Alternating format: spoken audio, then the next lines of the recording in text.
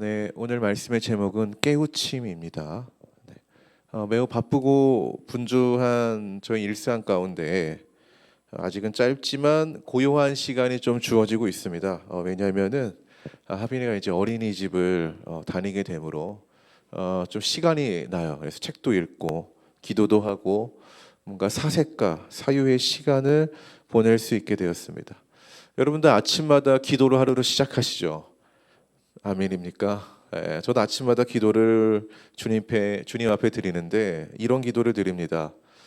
주님, 오늘은 하나님의 영감으로 가득한 날이 되게 해주십시오. 여러분, 하나님의 영감이라는 말을 다양하게 우리가 표현할 수 있지만은 저는 이렇게 좀 이해를 합니다. 깨우침. 그러니까 하나님의 영감으로 인해 내 삶에 내가 놓치고 있는 것을 깨닫고 깨우치게 해달라. 우리가 하나님의 영감이 가득하면은 잘못됨을 깨우칠 수도 있고요. 또 진리에 대해서 더 깊이 깨우칠 수도 있습니다. 하나님의 영감이 임하면 내가 앞으로 어떻게 살아가야 될지에 대한 명확한 목표와 방향성도 깨우치게 됩니다. 저 같은 경우는 앞으로 이 교회를 어떻게 나아가야 되는지 이런 부분을 원하는 것도 있죠. 어쨌든 저는 그런 의미 속에서 날마다 하나님의 영감을 구하며 기도를 하고 있습니다.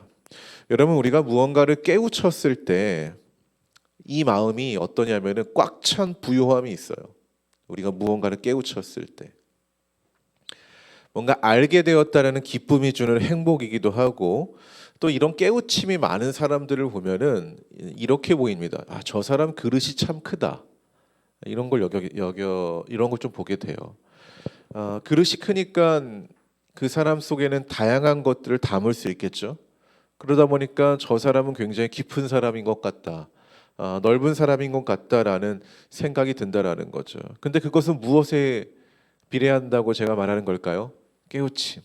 우리가 얼마나 깨우치냐에 따라 그 사람의 깊이와 넓이가 달라진다는 겁니다. 여러분, 하나님은 성경을 통해서 우리가 많은 것들을 깨우치기를 원하시는 분입니다. 믿으십니까? 그렇게 함으로 우리가 많은 것을 담을 수 있는 넓고 깊은 사람이 되기를 원하시고, 하나님은 그런 사람을 통해 주님의 일을 이루어 나가십니다.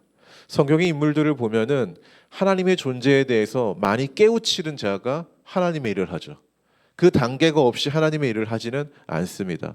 대표적으로 모세가 그렇고요, 아브라함이 그렇습니다. 하나님의 음성을 듣던 하나님의 존재에 대해서 깨우친 자가, 그러니까 완전하진 않더라도 단 어떠한 조각이라도 깨우친 자가 주님의 일을 하게 되는 거죠.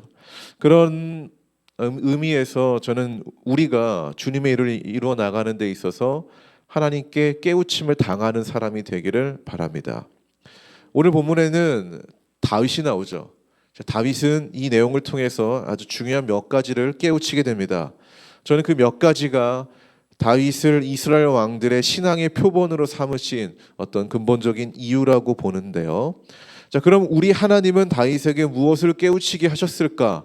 그 내용을 보는 것이 오늘 설교의 아주 중요한 포인트겠죠. 그리고 그 내용을 보면서 우둔한 사람을 깨우침으로 성장시키시는 그 하나님의 은혜가 나에게도 있기를 소망하는 시간이 되기를 바랍니다. 우리 본문 말씀입니다. 오늘 본문에는 첫 시작에 보면 다윗의 용사들이라고 불리는 몇 명이 나옵니까? 3명이 나옵니다. 그들의 이름이 뭐죠? 네, 또 엘르아살, 또 삼마 아닙니까? 그렇죠? 이렇게 3명이 나옵니다. 그중 굉장히 매력적인 사람 2명이 나온다고 저는 보는데요. 그 둘은 엘르아살과 삼마입니다.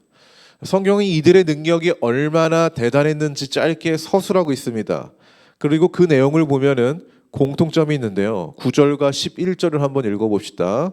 자, 9절 시작. 그 다음은 아와 사람 도대의 아들 엘르아살이니 다윗과 함께한 세 용사 중에 한 사람이라. 블레셋 사람들이 싸우려고 거기에 모임에 이스라엘 사람들이 물러간지라. 세 용사가 싸움을 도두고, 그 다음은 11절 시작. 그 다음은 하랄 사람 아게의 아들 삼마라.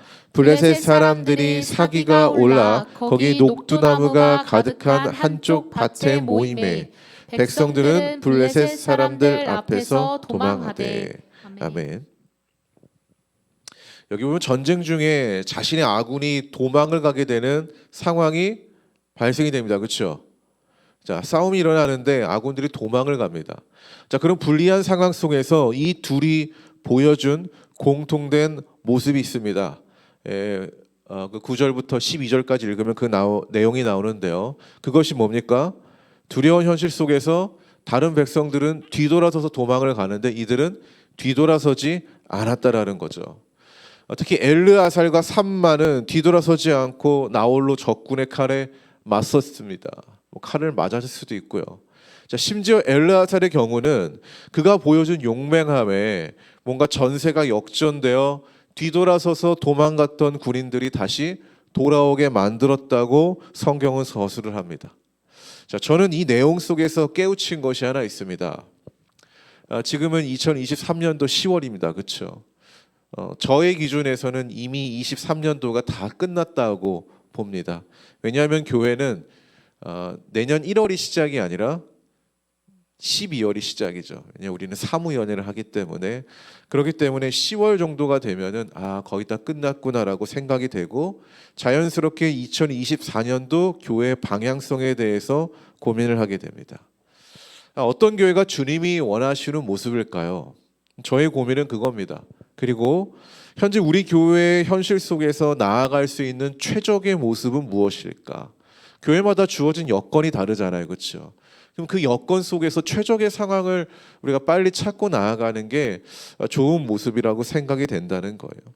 그래서 그런 모습 속에서 다양한 책들도 읽고 기사, 어떤 정보들을 보면서 저의 고민에 공감을 일으키는 단어가 하나 있었습니다. 그 단어는 매력입니다. 매력. 여러분, 식당이나 카페를 보면 매력 있는 곳이 사람들의 사랑을 받습니다. 그렇죠? 그러나 그 매력은 모든 사람들에게 공감을 일으키지는 않아요. 그렇죠? 하지만 그 매력이 사람들을 이끄는데 주된 요인이 됩니다. 맞지 않습니까? 어느 곳은 맛 자체가 매력이기도 하고요. 어느 곳은 맛과 더불어 뷰가 매력이기도 합니다.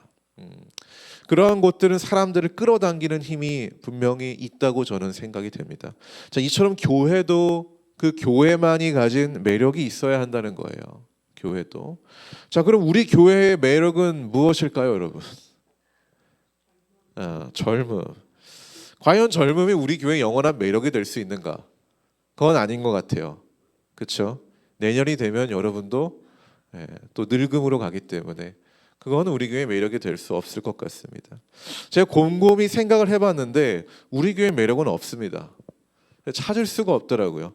가난한 작은 교회, 적은 성도의 교회가 다른 교회들, 뭔가 대단해 보이는 교회들이 있잖아요. 그런 교회들에 비해 특출난 매력을 갖추기에는 좀 어렵지 않나 생각이 돼요. 우리 교회는 주차장도 없고 화장실도 깨끗하지 않고 교육도 특별하지 않고 그렇다고 예배가 화려하고 성대하지도 않습니다.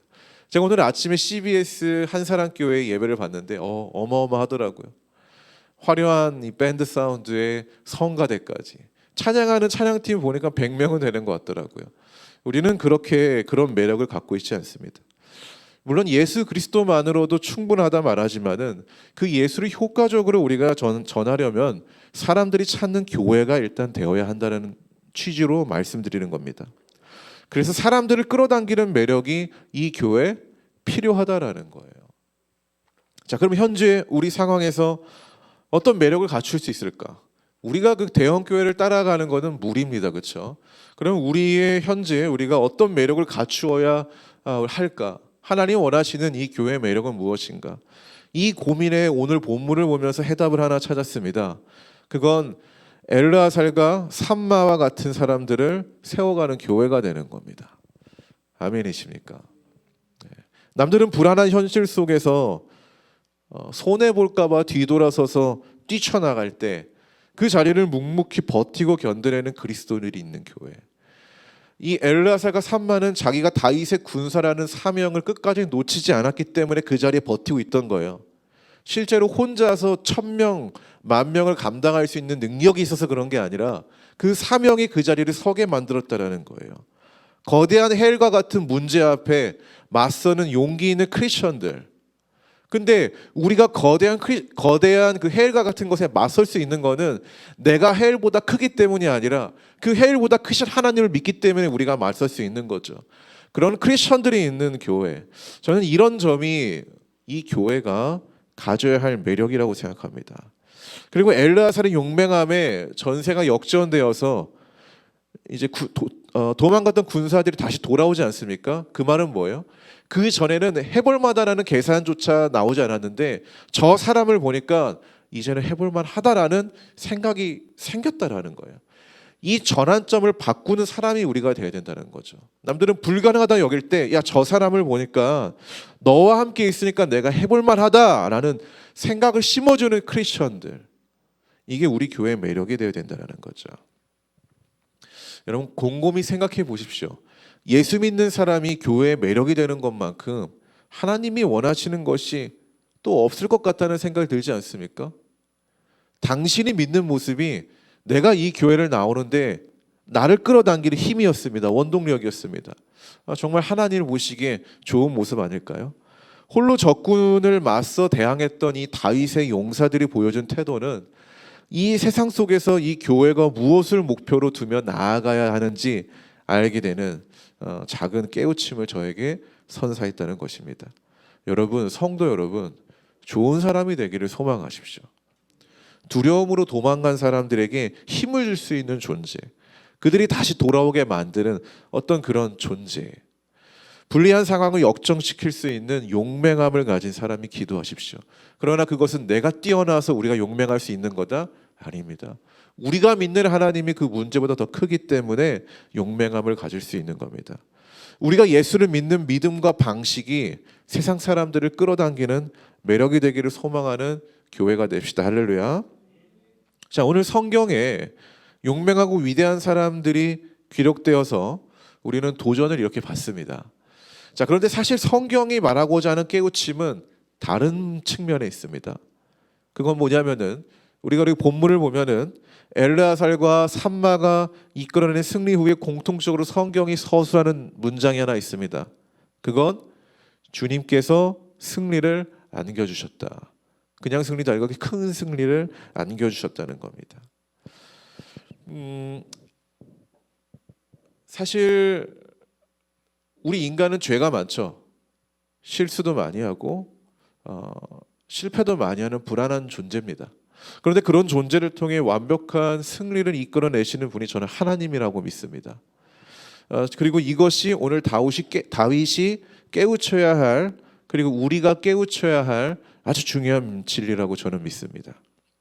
완전한 승리를 얻어내므로 반드시 하나님의 존재가 있음을 알아야 된다는 거예요. 불안한 우리가, 굉장히 연약한 우리가 삶에서 분명한 승리를 얻을 때가 있잖아요. 쟁취할 때가 있는데 그때 그 내가 한 것이 아니라 내 뒤에 함께 하시는 그 하나님이 하셨다라는 것, 그 하나님의 존재를 우리가 인지하고 의식할 수 있어야 된다는 거죠.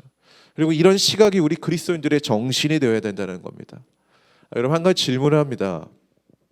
지금 일할 수 있는 직장, 공부할 수 있는 어떤 환경들, 여러분이 누릴 수 있는 모든 것들 다 주님의 섭리 가운데 주어지는 것을 믿으십니까? 아니면 내가 이뤄낸 결과물이라고 생각합니까? 어떤 의식이 더 크게 자리 잡고 있는가? 이게 굉장히 중요한 거 아닙니까? 저는 반드시 후자이기를 믿습니다. 하나님을 믿는 사람이 하나님이 함께 하셔서 가능했던 것이야 라는 의식이 없이 내가 쟁취하는 것인데 내 노력이 들어간 건데 라고 가득 찼을 때 어찌 되는지 잘 알 겁니다. 내 안에 내가 가득하면은 결국 교만으로 흘러가고 그 교만은 이 생각을, 죄악스러운 생각을 양산하게 만들죠. 그러다가 결국 우리의 육신은 죄를 선택하게 되는 어떤 지옥의 굴레를 우리가 살아가지 않습니까? 이에 대한 예가 다윗의 삶에 분명히 있었습니다. 현재 우리가 큐티를 하고 있죠.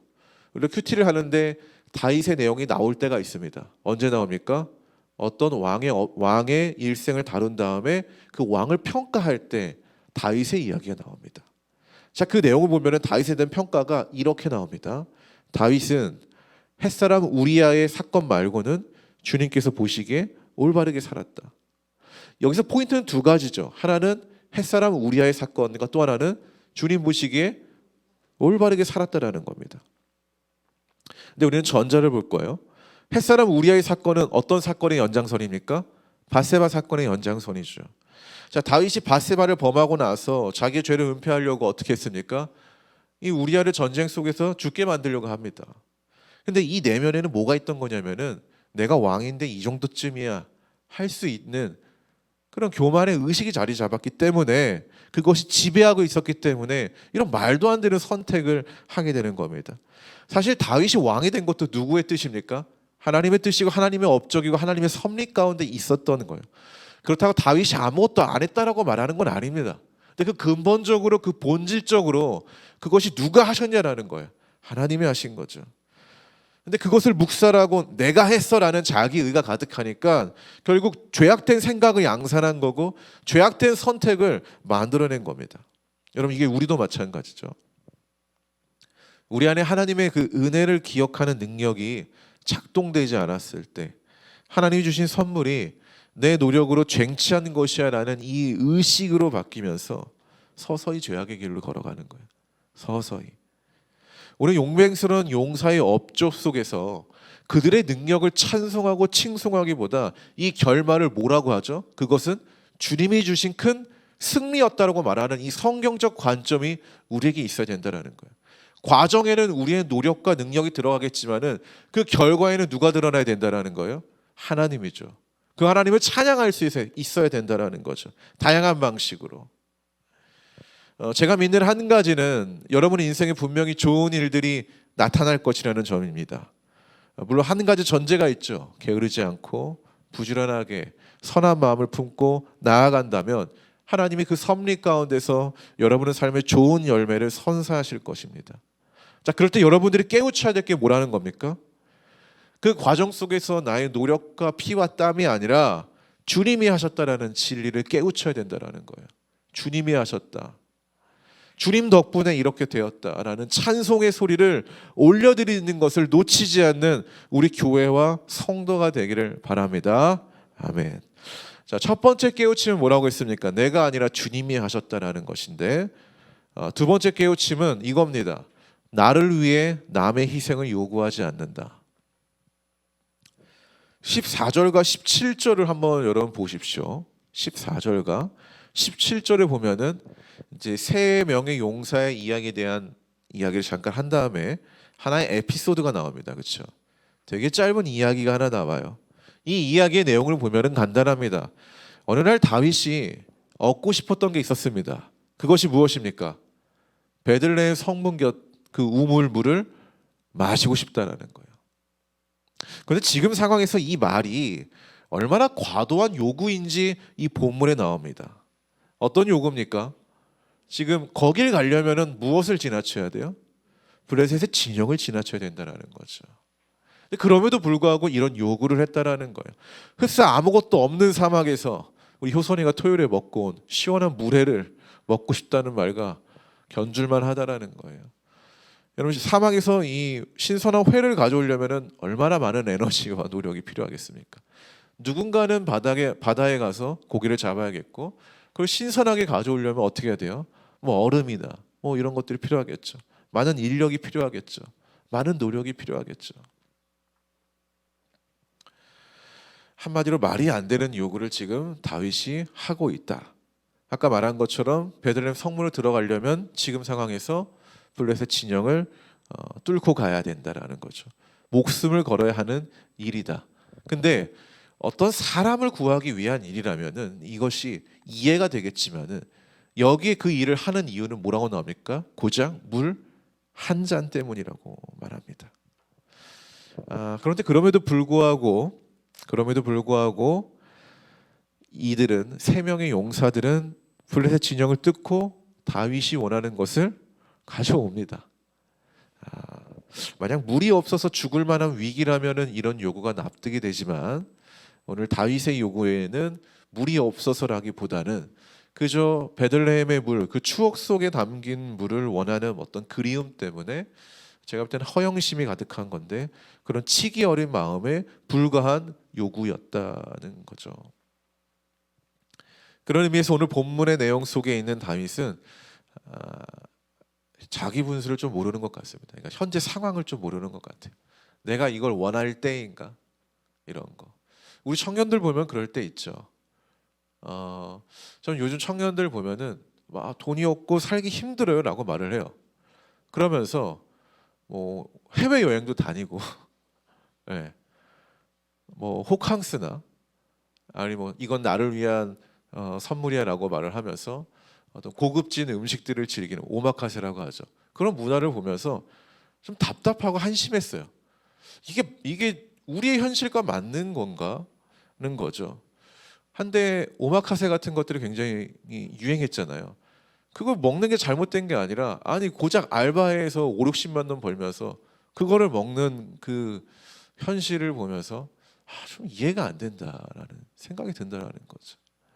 오늘 다윗의 모습이 그렇다라는 거예요. 이해가 안 돼요. 이해가 안 돼요. 사람이 허영심으로 가득 찼을 때 제대로 된 분별이 안 됩니다. 자기 삶을 제대로 챙기지 못해요. 그러니까 배만 불린 거죠. 그리고 허영심은 곧 죄악스러운 선택으로 이어져 많은 고통을 양산하는 원인이 되기도 합니다. 원인이. 여러분 최근에 뉴스를 보면 나오는 이야기가 거의 하나밖에 없죠. 28 전쟁, 이스라엘과 팔레스타인의 어떤 전쟁에 대해서만 이 이야기하고 있습니다.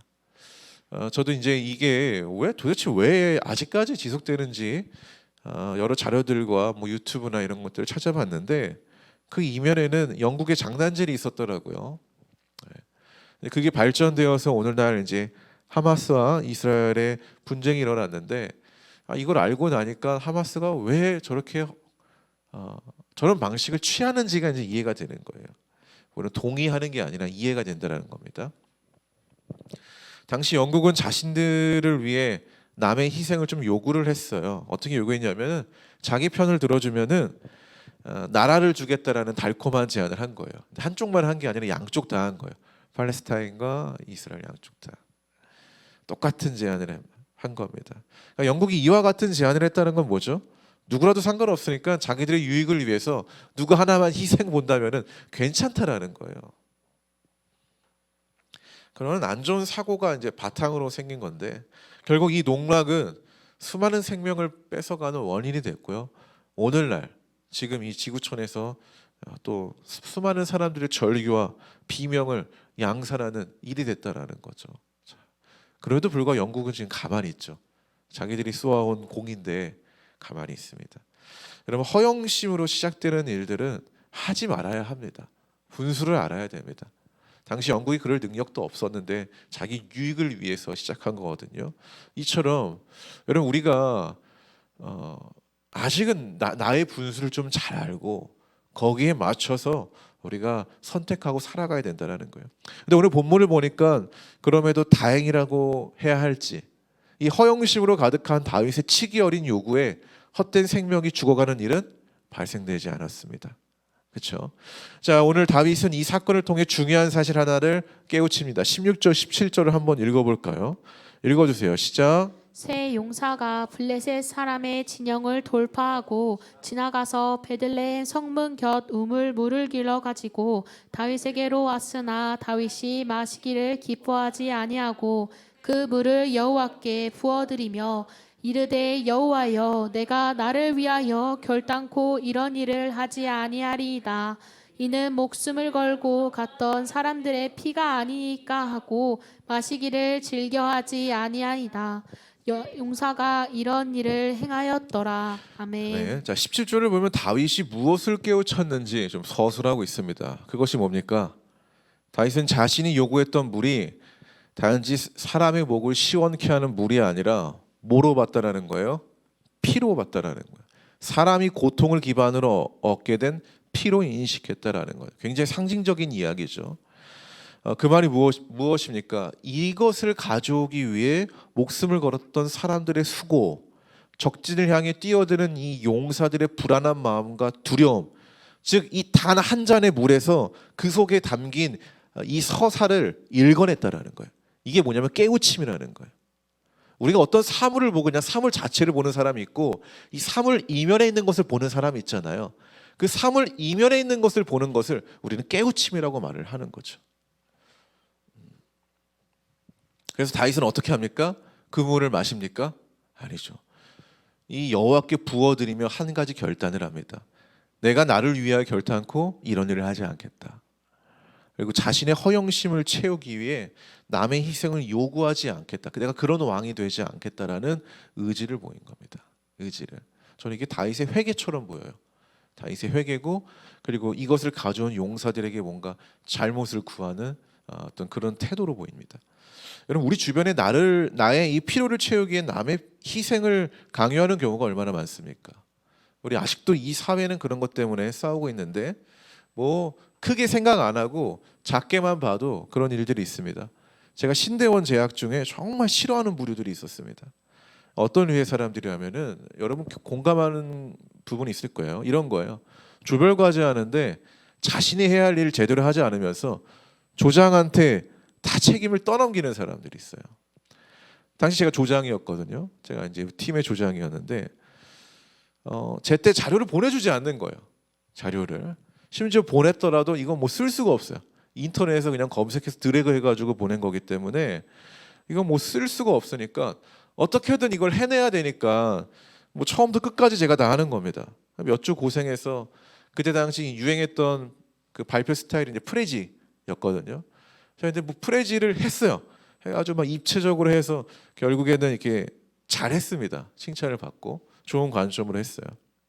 어쨌든 어려운 상황 속에서 해낸 제 자신이 이제 뿌듯한 거죠. 아, 저런 도움이 없어도 나는 해냈다. 근데 그 뿌듯함을 불쾌함으로 만든 일이 있었습니다. 발표를 모든 강의가 끝나고 나니까 몇 사람이 교수님 주변에 몰려드는 거예요. 그러면서 자신들이 엄청 열심히 준비했다는 어필을 하는 겁니다. 참고로 교수님 주변에 몰려든 멤버들은 이 과제를 하는데 전혀 열심을 다하지 않은 사람들이었어요. 그 모습을 보고 나니까 너무 어이가 없더라고요. 너무 어이가 없더라고요. 심지어 나중에 학점 보니까 저는 학점이 잘 안 나왔고 그 사람도 학점이 잘 나왔더라고요. 나는 진짜 웃기더라고요. 그래서 근데 제가 또 이제 컴플레인 거는 스타일이 아니에요. 그냥 뭐 그러려니 한 스타일인데, 아무튼 너무 어이가 없었어요. 어떻게 발표한 사람은 A가 안 나오고 B가 나왔는데 그 참여한 조언이 A 뿔이 나올 수 있죠?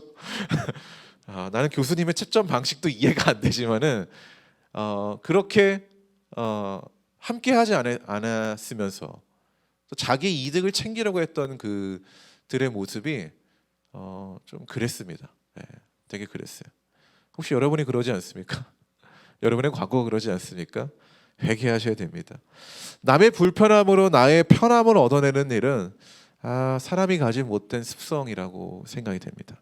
오늘 다윗도 그런 거예요. 자기의 편함을 위해 남에게 불편을 강요하는 거예요. 물 한 잔이 뭐라고 그걸 얻기 위해 적진으로 목숨을 걸고 가도록 하는 것이 저는 참으로 미련스러웠습니다. 자, 그럼에도 다윗은 자신의 미련함을 깨우쳤죠. 나의 허영심을 채우기 위해 남의 희생을 요구했던 자신의 이 죄악을 발견했다라는 거예요. 여러분, 성경은 우리가 죄를 안 짓는 존재라고 말합니까? 아니요. 그럴 수밖에 없는 존재라고 말합니다. 예수를 믿어도 죄를 짓고 넘어집니다. 믿으십니까? 예. 죄를 짓고 넘어져요. 그럼에도 성경이 말하는 것은 그 과정에서 깨우치라는 거예요. 그 깨우침이 많아질수록 다시 넘어지는 일을 반복하지 않게 한다는 거예요. 깨우침이 많아질 수 있도록. 성도 여러분, 삶에서 수많은 실수와 실패를 거듭하지만 그것에 함몰되어 있지 말고 그 속에서 깨우쳐야 된다는 거예요. 하나님이 나에게 무엇을 말씀하시는지 말입니다. 이런 깨우침을 발견했을 때 당신의 실패와 넘어짐이 의미가 있는 거예요. 근데 아무것도 발견하지 못하면 의미가 없는 거죠. 왜? 인간은 의미를 발견해 변하거든요. 근데 의미를 발견하지 않으면 아무런 행동의 변화도 없는 거죠. 오늘 다윗이 이 실패와 이 사건 속에서 발견한 것이 없다면 그는 여전히 자기 부하들에게 과도한 요구를 하는 그런 안 좋은 왕으로만 남았겠죠. 다윗이 깨우쳤기 때문에 성경의 말을 하는 거예요. 너는 다윗과 같은 길을 갔기 때문에 괜찮으와 너는 그러지 않았기 때문에 안 괜찮으와 믿음의 표본이 되었다라는 겁니다. 말씀의 결론을 맺겠습니다. 어제 이제 교회 손님이 왔습니다. 원래 오기로 했던 손님들인데 그 안산의 등대교회 청년들이 찾아왔어요. 찾아온 목적은 선교라는 좋은 목적을 가지고 11월 18일에 이제 일일 찻집을 하는 거죠. 교회에서 이제 판매를 하는 거죠. 그래서 뭐 파냐고 물어보니까 뭐 설렁탕도 팔고 뭐 다른 주전부리도 판다고 하더라고요. 어쨌든 거기에서 나온 수익금 전액을 뭐 아프리카 정확히 기억이 안 나는데 어디로 이렇게 보낸다는 거 하더라고요. 그래서 그것을 위해서 이제 티켓을 구매해 달라는 겁니다. 그래서 제가 이제 한 장이 5,000원이었는데 10장을 이제 구매를 했거든요. 제가 그걸 보고 이들의 열정이 좀 대단하다고 느꼈습니다. 더군다나 어제 비가 왔거든요. 비가 오는 이 토요일에 또 안산에서 인천까지 달려온 이들을 보면서 대견하다고 생각했어요. 솔직히. 여러분 토요일 되면 놀러 다니잖아요, 그렇죠? 놀러 다니잖아요. 아, 오늘은 나를 위한 보상이야. 나는 좀 쉼이야라고 다니는데 이들 보면서 어떻게든 하나님 나라 일을 하려고 이렇게 열심히 하는구나. 그런 생각을 가졌습니다, 솔직히. 그와 동시에 제가 깨우친 건 뭐냐면은 이거 우리도 할 수 있는데라는 생각이었어요. 우리도 할 수 있는데 생각. 여러분 할 수 있습니까? 이게 문제예요. 이게 문제. 이 지식적 깨달음과 행동의 깨달음은 굉장히 다른 거예요. 근데 성경이 우리에게 말하는 깨우침은 뭐냐면은 행동의 변화죠, 사실은. 여러분의 자유를 포기할 수 있습니까? 하나님 나라를 위해서. 여러분의 토요일을 포기할 수 있어요? 지금 마음속으로 막 전쟁이 일어나죠. 과연 내가 포기할 수 있을까? 내가 그렇게까지 해야 하는가? 이런 전쟁이 일어난단 말이야. 우리 마음 가운데. 근데 하나님 여러분들에게 그렇게까지 할래라고 했을 때 우리가 예스 하면서 나아갈 수 있느냐, 그만한 행동의 깨우침이 우리에게 있느냐 돌아보셔야 된다는 거죠. 없으면 없다고 못하는 게 아니라 만들어서라도 하는 열성이 우리에게 있는가, 내 신앙에 그런 깨우침이 있는가, 적당주의가 있지는 않은가 한번 돌이켜봐야 된다는 거예요. 왜 지금의 교회가 이 한국 사회 현실 속에서 좋은 이미지를 갖지 못하고 있는 이유가 뭘까요? 지금의 교회가 우리 열심히 한다고 말을 하지만 사실은 진짜 열심히 안 하기 때문에 그런 거예요. 그렇지 않아요. 우리 자신을 보자라는 거. 넓게 볼 필요 없어요. 그냥 내 자신을 보면 돼요. 왜 이 한국 사회 속에서 예수 그리스도가 우리의 구원자인데 왜 다른 사람들이 따라가고픈 구원자가 아니라 기피하고 싶은 구원자가 되는가? 예수를 믿는 우리가 제대로 살지 않기 때문에, 그만한 열정이 없기 때문에 그런 거예요. 여러분, 제가 토요일 날 이제 교회를 이렇게 오는데 여기 여기 성남 사거리에서 굉장히 젊은 여성들이 예쁘게 옷을 입고 무리를 지어서 3명씩 돌아다니더라고요. 쟤는 뭔가 싶었어요. 전도하고 있더라고요. 지나가는 사람들한테. 여러분, 지나가는 사람한테 예수 믿으라는 용기 있습니까? 그 말을 전할 용기? 없잖아요, 솔직히. 우리 없잖아요, 그렇죠? 왜 교회가 부흥이 안 되는가를 저도 고민을 많이 해봤는데 직접적인 복음을 전하지 않아서인 것 같기도 해요. 우리 너무 간접적인 복음을 전하는 것 같다라는 생각이 조금 들었습니다. 성도 여러분, 우리 안에 적당주의가 있는 것 같은데 이거를 많이 이렇게 우리가 눌렀으면 좋겠어요. 넘어섰으면 좋겠어요. 적당한 거. 그렇다고 여러분들한테 지금 당장 토요일을 반납하고 주님 나라를 위해 헌신하십시오, 강요할 수는 없죠. 이거 자기가 깨우쳐야 되는 거니까. 하나님이 여러분들에게 주님 나라를 위해 그런 깨우침까지 주셨으면 좋겠어요. 만인 제사장이라면서요. 만인 제사장이라는 게 뭐냐면은 모두가 주님 안에서 제사장이고 주님 안에서 똑같은 거라는 거예요. 똑같은. 근데 사실 우리 현실은 그렇게 받아들이지 않습니다. 우리 현실은 무거운 말이죠. 원래 지적하고 여러분들의 마음을 돌아보게 만드는 설교는 전하는 저도 어렵습니다. 그러나 필요한 이야기라면은 해야 되지 않나라는 생각이 듭니다. 우리는 오늘 이 시간이 끝나고 거리에 나가서 또 청소를 하겠죠. 왜 합니까? 그 의미가 뭡니까? 우리가 무언가를 할 때 거기엔 반드시 의미가 있어야 되는데 우리가 이 작은 행동을 통해서 깨우쳐야 될 게 뭡니까? 그런 것들을 고민하면서 교회 모든 활동들에 참여하셨으면 좋겠습니다. 아까도 말을 했죠. 이런 깨우침이 많아질수록 우리의 그릇이 커지고요. 어떠한 이야기도 하나님의 어떠한 요구도 담아낼 수 있는 사람이 된다라는 거예요. 오늘의 이야기가 내 마음 가운데 내가 담지 못할 이야기다. 그 말은 뭡니까? 내가 더 깨어져서 나아가야 될 존재라는 나의 연약함을 발견해야 된다는 겁니다. 단순히 이 메시지가 내 마음에 흡족하지 않아서 기분 나빠하고 그렇게 받아들일 게 아니라 내가 아직 그릇이 안 되는구나. 내가 예수를 믿는다고 하지만은 여전히 협소하게 선택적으로만 믿고 있구나. 어느 날은 예수를 믿는 날, 어느 날은 나를 믿는 날, 내가 구분지어 살아가고 있구나 라는 것을 스스로 돌아봐야 된다는 겁니다. 원래 오늘 본문의 결론은 이런 게 아니지만 우리가 이 교회를 세우기 위해 그리스도인을 세우기 위해 수많은 깨우침들이 우리 모두에게 있기를 바랍니다. 하나님의 그 다양한 요구도 담아낼 수 있는 교회가 되길 바라고 그런 내가 되길 바랍시다. 그래서 이전보다 더 성장해서 주님 나라를 위해 힘차게 나아가는 우리 교회와 성도가 되기를 주의 이름으로 축원합니다. 기도합시다.